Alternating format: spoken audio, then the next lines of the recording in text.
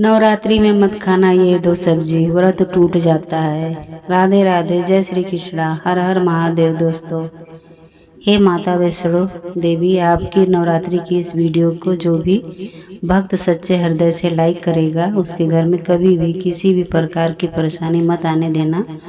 उसके जीवन से दरिद्रता, दुख, तकलीफ, कष्ट सब कुछ दूर कर देना। माँ, हम सब पर अपनी कृपा बनाए रखना, क्योंकि हम तो आपकी एक संतान है। माँ को लाइक जरूर करें। दोस्तों, साल 2024 में इस साल माता दुर्गा हाथी पर नहीं, शेर पर भी नहीं, वह तो पालकी में सवार होकर पृथ्वी लोक पर पधारने वाली हैं। दोस्तों, शास्त्रों में वर्णित है तथा मान्यताओं के अनुसार कहा जाता है, अगर शारदीय नवरात्रि पर यदि माता दुर्गा का आगमन उनके वाहन पर नहीं बल्कि माता दुर्गा का पालकी पर सवार होकर आना बहुत ही ज़्यादा शुभ और कल्याणकारी माना जाता है। जीवन सुखमय हो जाता है। भक्ति का भरपूर माता के भक्तजन लाभ उठाते हैं। दोस्तों, इस बार की जो शारदीय नवरात्रि है वह पूरे 9 दिन तक ही मनाई जाएगी। ना तो एक भी दिन कम होगा और ना ही एक भी दिन ज़्यादा होगा। पूरे 9 दिन तक मनाई जाएगी माता शेरावाली की नवरात्रि। दोस्तों, शारदीय नवरात्रि का महापर्व इस बार साल 2024 में 3 अक्टूबर गुरुवार से शुरू होकर 12 अक्टूबर शनिवार के दिन समाप्त हो जाएगा। जो लोग 10वें दिन व्रत का पारण करते हैं वह लोग 12 अक्टूबर शनिवार के दिन व्रत का पारण करेंगे, और जो लोग 9वें दिन कन्या पूजन के साथ ही व्रत का पारण कर लेते हैं तो वह लोग 11 अक्टूबर दिन शुक्रवार को व्रत का बड़ी ही सच्ची श्रद्धा से पारण कर लेंगे। व्रत के संपूर्ण में 9वें और 10वें दिन दोनों ही दिन को माना जाता है। आप अपनी इच्छा अनुसार 9वें या 10वें दिन व्रत का पारण कर सकते हैं। 10वें दिन माता का पावन विसर्जन होता है। जो लोग माता दुर्गा की स्थापना करते हैं तो वह लोग 12 अक्टूबर दिन शनिवार को माता का विसर्जन कर देते हैं। दोस्तों, ऐसे में शारदीय नवरात्रि पर माता दुर्गा की कृपा पाने के लिए इस बार घट स्थापना का जो शुभ मुहूर्त होगा वह सुबह 6:01 से सुबह 7:02 तक रहेगा। दोस्तों, घट स्थापना की अवधि 1 घंटा 6 मिनट तक रहेगी। दोस्तों, घट स्थापना का जो अभिजीत मुहूर्त है वह सुबह 11:45 से दोपहर 12:33 तक का रहेगा। माँ व्रत में की गई पूजा बहुत ही शुभ कार्य और फलदायी मानी जाती है। इससे समस्त देवी देवताओं की कृपा प्राप्त होती है और पूजा पाठ का फल कई लाख गुना मिलता है। ऐसे में जो व्यक्ति नवरात्रि से पहले अपने घर से यह चीज़ बाहर कर देते हैं तो उसके ऊपर माँ वैष्णो की कृपा होती है, माता का आगमन होता है। माता वैष्णो के साथ साथ माता लक्ष्मी की भी कृपा होती है। माता शेरावाली आपकी झोलियों को खुशियों से भर देती हैं। इसीलिए नवरात्रि आने से पहले घर से ये चीज़ तुरंत ही बिना देरी किए हुए हटा देनी चाहिए। दोस्तों, आज हम कुछ ऐसी गलतियों के बारे में आपको बताएंगे जो अगर आपके घर में भी होती है तो माता लक्ष्मी कभी भी नहीं आपके घर में आएंगी। ऐसे घर में वो कभी नहीं प्रवेश करती हैं। फिर चाहे आप कितना भी जतन क्यों ना कर लें, आप कितनी भी पूजा पाठ क्यों ना कर लें, माता लक्ष्मी ऐसे घर में कभी भी नहीं आती हैं। ऐसे घर में माता लक्ष्मी और माता वैष्णो देवी हमेशा हमेशा के लिए चली जाती हैं नाराज होकर। दोस्तों, पूरी जानकारी को देखने के लिए सबसे पहले आप भी अगर माता से सच्चे हृदय से प्रेम करती हैं तो कमेंट बॉक्स में जय माता दी अवश्य लिखना और वीडियो को लाइक करके चैनल को सब्सक्राइब करके और पास वाली बेल आइकन को ज़रूर दबा लेना। दोस्तों, इस वीडियो को अपने दोस्तों के पास भी ज़रूर शेयर करना ताकि आने वाली नवरात्रि से पहले वह भी अपने घर में की गई इन गलतियों को सुधार लें। दोस्तों, चलिए शुरू करते हैं। दोस्तों, नवरात्रि में क्या खाना चाहिए और कौन सा फल खाना आवश्यक होता है और क्या नहीं पीना चाहिए, आज हम आपको इस वीडियो में बड़े ही विस्तार से बताएंगे। शास्त्रों के अनुसार बताए गए व्रत चाहे किसी भी प्रकार की क्यों ना हो, उनसे जुड़े नियमों का पालन करना बहुत ही ज़्यादा जरूरी होता है, क्योंकि जो मन के मुताबिक किया जाए वह बिल्कुल भी संघर्ष नहीं कहलाता है। कहा जाता है कि मनोकामना को पूरा करने के लिए थोड़ा सा संघर्ष यानी कि तपस्या तो करनी ही पड़ती है। इसीलिए ऐसी मान्यता होती है कि व्रत को पूरे विधि विधान के साथ ही करना चाहिए, तब आपको व्रत का पूरा लाभ मिलता है। आपकी सभी मनोकामनाएं पूरी होती हैं। इसीलिए हर शास्त्र यही कहता है कि सच्चे दिल से अगर आपके मन में ईश्वर के प्रति श्रद्धा है, भक्ति है, विश्वास है, तो बिना पूजा पाठ के भी आपको सारा फल मिल जाता है। और अगर मन में ईश्वर के प्रति आपकी थोड़ी सी भी शंका है, ईश्वर के प्रति आपका विश्वास नहीं है, ईश्वर के प्रति आपकी श्रद्धा नहीं है, तो उस मनुष्य को कई जन्मों तक सुख मिल ही नहीं पाता है। भगवान श्री कृष्ण ने गीता में स्वयं ही कहा था, जो मनुष्य सच्चे हृदय से ईश्वर को पुकारते हैं तो उनका नाता उस शक्ति से जुड़ जाता है जिसे आपने सच्चे हृदय से पुकारा था। इसलिए भगवान भी कहते हैं कि सच्चे हृदय से ही ईश्वर को पुकारना चाहिए, तो वह आपकी हर मनोकामना को अवश्य ही पूरा करते हैं। जबकि प्रकृति भी यही हमें सिखाती है। जब हम रोते हैं, चिल्लाते हैं, तभी हमारे माता या पिता हमें पुचकारते या दुलारते हैं, हमें प्यार करते हैं तथा हमें धन देते हैं। बच्चे जब माता पिता के प्रति रोते हैं, उसी को ही सच्चा प्यार कहा जाता है, सच्चा हृदय कहा जाता है। और दोस्तों, सच्चे हृदय से ही ईश्वर को पाया जा सकता है। सच्चा मन है तो हर चीज शुद्ध और पवित्र लगने लग जाती है। वातावरण एकदम से सुगंधित और बहुत ही ज़्यादा गंगा जल की बूंद के समान पवित्र हो जाता है। कई लोग तो ऐसे होते हैं जो भगवान के सामने घंटों तक पूजा पाठ करते रहते हैं तथा भगवान के सामने रोते रहते हैं, फिर भी भगवान उनकी बिल्कुल भी नहीं सुनते हैं। दरअसल जब आप सच्चे मन से ईश्वर को पुकारते ही नहीं हैं, तो भला वो आपकी पुकार को क्यों सुनेंगे।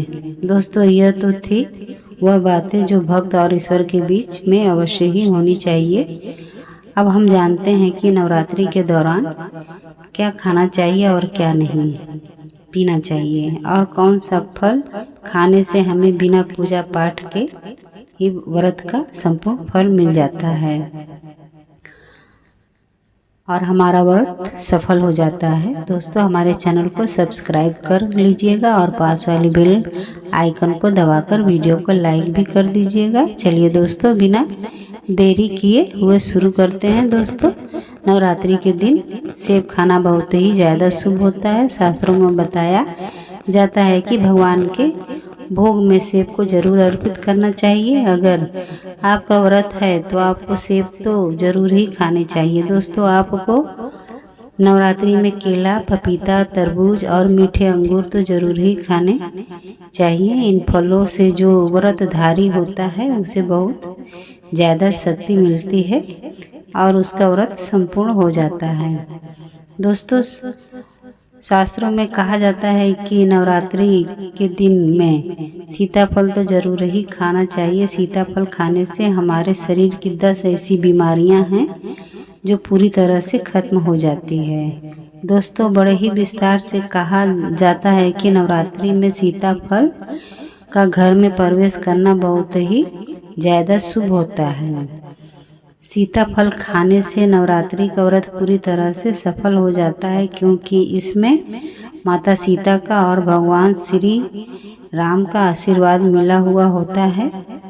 दोस्तों, नवरात्रि के दौरान इसे जो भी व्यक्ति खा लेता है उसे कभी भी अपने जीवन में दुखों का सामना बिल्कुल भी नहीं करना पड़ता है। सीताफल आपको जरूर ही खाना चाहिए। दोस्तों, नवरात्रि में व्रतधारी को डिब्बा बंद जो लस्सी आती है या फिर डिब्बा बंद जो जूस आता है वह बिल्कुल भी नहीं पीना चाहिए।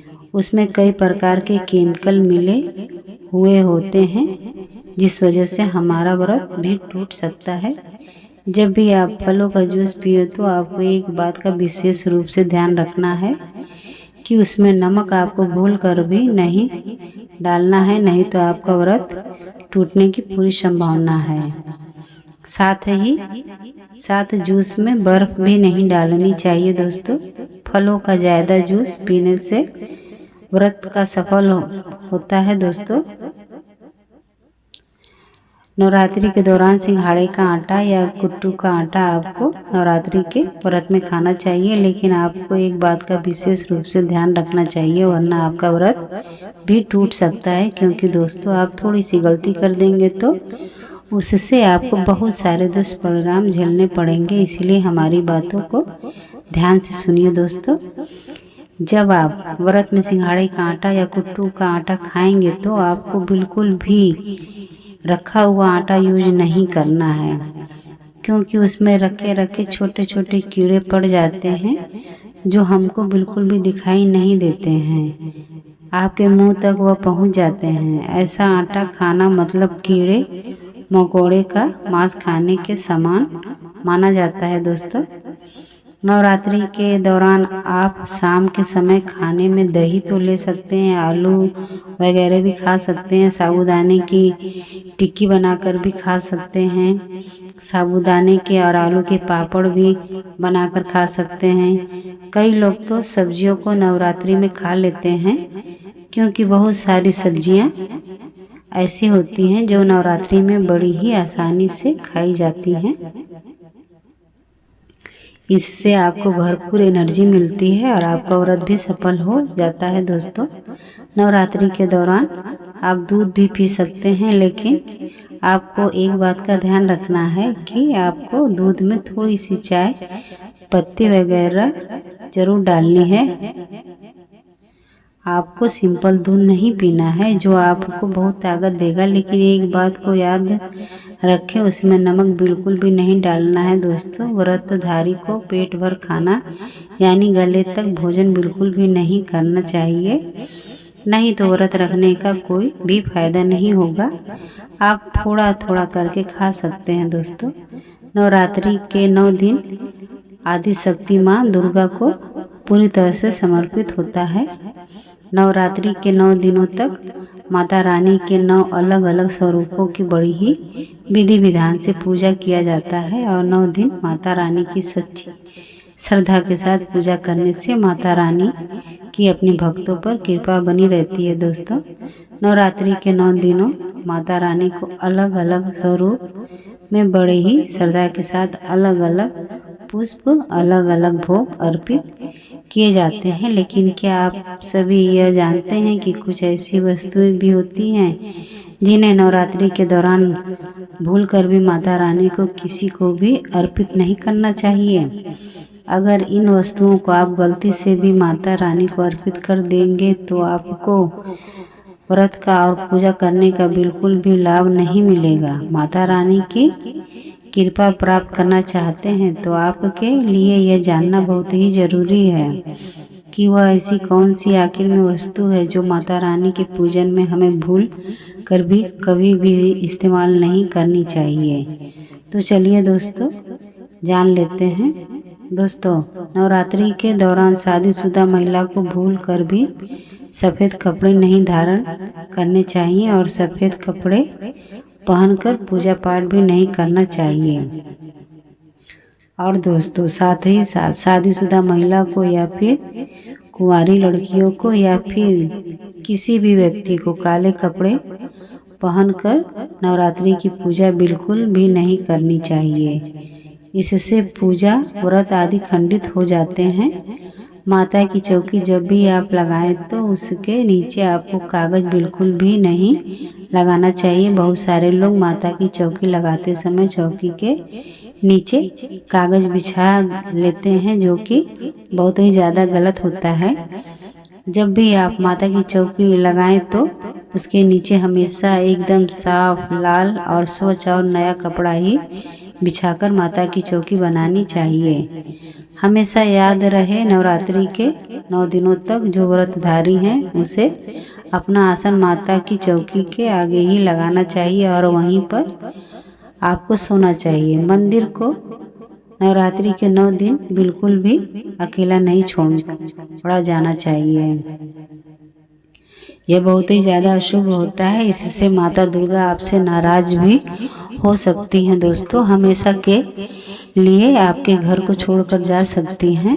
दोस्तों, नारियल हिंदू धर्म में आप सभी तो जानते हो कि नारियल को समृद्धि, धन, श्रद्धा और सम्मान का बहुत ही बड़ा सूचक माना जाता है दोस्तों।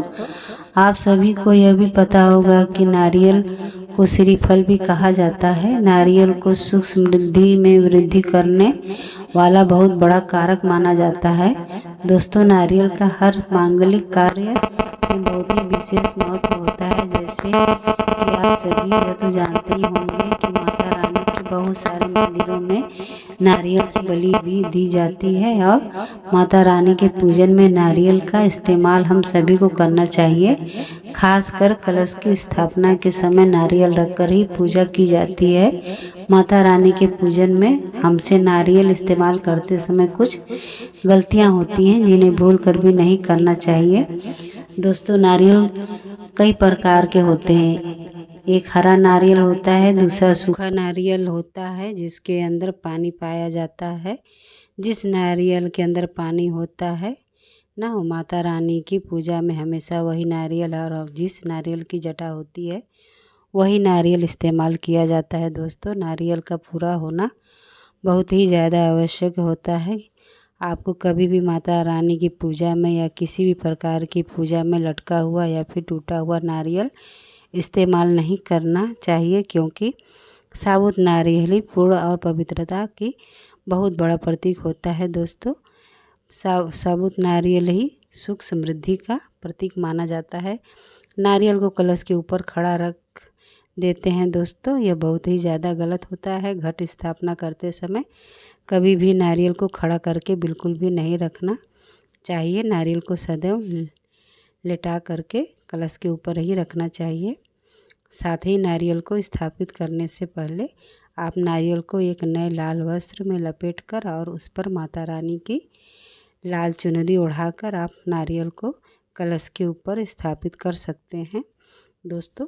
शास्त्रों के अनुसार बड़े ही विस्तार से बताया जाता है कि कलश के ऊपर जब सही तरीके से नारियल हम रख देते हैं और सही प्रकार से नारियल उस कलश के ऊपर रखा जाता है, तभी हमें व्रत का और पूजन का संपूर्ण फल मिल पाता है। यह भी ध्यान रखें कि महिलाएं माता रानी को नारियल तो बिल्कुल अर्पित कर सकती हैं, लेकिन कभी भी माता रानी के सामने नारियल को भूलकर भी किसी भी महिला को नहीं तोड़ना चाहिए, क्योंकि नारियल में बीज रूप होता है और जो स्त्रियां होती हैं वो बीज रूप से ही शिशु को जन्म देती हैं। इसलिए कभी भी नारियल को महिला को नहीं तोड़ना चाहिए दोस्तों। हम सभी माता रानी के पूजन में लौंग तो ज़रूर ही इस्तेमाल करते हैं। बिना लौंग के माता रानी की पूजा पूरी नहीं मानी जाती है, लेकिन लौंग का इस्तेमाल करते समय एक बहुत ही बड़ी गलती हम कर बैठते हैं। हमेशा हमें ध्यान रखना चाहिए कि माता रानी को सदैव फूल वाली लौंग ही अर्पित करना चाहिए। बहुत सारे लोग बिना देखे माता रानी को ऐसे ही टूटी और बिना फूल वाली लौंग अर्पित कर देते हैं, जो कि बहुत ही ज़्यादा अशुभ होता है। जिस लौंग के ऊपर फूल नहीं होता है या फिर जो लौंग के पीछे लकड़ी की डंडी नहीं होती, उसको आप माता रानी के पूजन में भूल कर भी इस्तेमाल ना करें। हर समय बहुत बड़ी गलती कर बैठते हैं। हमेशा उस गलती को ध्यान में रखना चाहिए कि माता रानी को सदैव फूल वाली लौंग ही अर्पित करें। जिस लौंग के ऊपर फूल नहीं होता या फिर लौंग के पीछे लकड़ी नहीं होती, माता रानी को उस लौंग को चढ़ाने से हमें घोर पाप लगता है। फूल वाली लौंग को ही पूरा माना जाता है और माता रानी के पूजन में कोई भी अपूर्ण वस्तु, कोई भी खराब वस्तु या फिर कोई भी टूटी फूटी वस्तु या फिर टूटे हुए अक्षत यानी कि चावल का इस्तेमाल नहीं करना चाहिए। इसलिए सदैव माता रानी के पूजन में फूल वाली लौंग और साबुत चावलों का ही इस्तेमाल करना चाहिए दोस्तों। तुलसी के पत्ते अर्पित नहीं करने चाहिए। बहुत सारे लोग जाने अनजाने में माता रानी को तुलसी के पत्ते अर्पित कर देते हैं। माता दुर्गा के पूजा में तुलसी पत्र का इस्तेमाल करना बहुत ही ज़्यादा हानिकारक होता है। तुलसी पत्र के अलावा आंवला भी माता रानी को अर्पित नहीं करना चाहिए और दुर्गा माता को भूल कर भी दुर्वा अर्पित नहीं करनी चाहिए, क्योंकि दोस्तों दुर्वा तो भगवान श्री गणेश को बहुत ही ज़्यादा प्रिय होती है। नवरात्रि में आप भगवान गणेश को दुर्वा अर्पित कर सकते हैं और भगवान नारायण को तुलसी के पात्र आप अवश्य अर्पित कर सकते हैं, लेकिन माता रानी को भूल कर भी ना तो दुर्वा अर्पित करनी चाहिए और ना ही तुलसी के पत्ते अर्पित करने चाहिए। दोस्तों माता रानी को सफ़ेद फूल भी अर्पित नहीं करनी चाहिए। बहुत सारे लोग जाने अनजाने में माता रानी को सफ़ेद फूलों को अर्पित कर देते हैं, जिस वजह से उन्हें व्रत का और पूजन का संपूर्ण फल नहीं मिल पाता है। माता रानी को सदैव ही लाल रंग के फूल बहुत ही ज़्यादा प्रिय होते हैं, इसलिए उन्हें लाल रंग के फूल अर्पित करने चाहिए।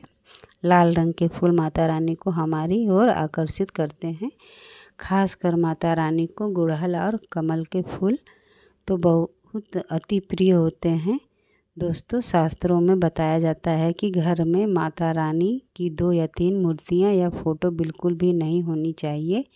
इस बात का भी आप मुख्य रूप से ध्यान रखें कि माता रानी के पूजन में कोई भी खंडित चीज़ का इस्तेमाल नहीं करना चाहिए। खंडित चीज़ जैसे कि लटका हुआ या फिर टूटा हुआ दिया या फिर लटका हुआ कोई बर्तन।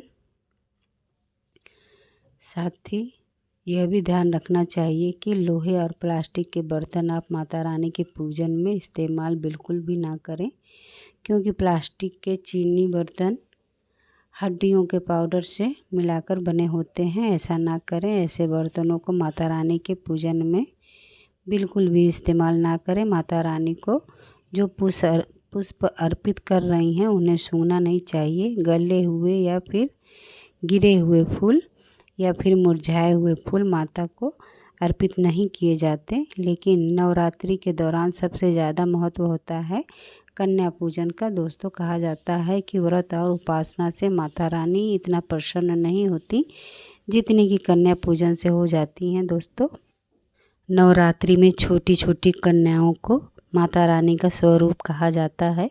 कन्याओं को भोग लगाया जाता है और उन्हें प्रसन्न किया जाता है और बाद में उन कन्याओं के पैरों को छूकर उनसे आशीर्वाद लिया जाता है। कन्याओं को प्रसन्न करने के लिए गिफ्ट आदि उपहार वगैरह बड़ी सच्ची श्रद्धा से दिए जाते हैं। दोस्तों कहा जाता है कि अगर कन्याओं को कोई भेंट दी जाए और वह उसे खुशी खुशी स्वीकार कर ले तो इसका मतलब है कि माता रानी अर्थात माता वैष्णवी ने आपकी भेंट को स्वीकार कर लिया है। जिन पर कन्याएं प्रसन्न हो जाती हैं तो समझो उन्हें माता रानी का आशीर्वाद मिल जाता है। माता रानी की कृपा से उन्हें मुँह मांगा वरदान भी ज़रूर मिलता है।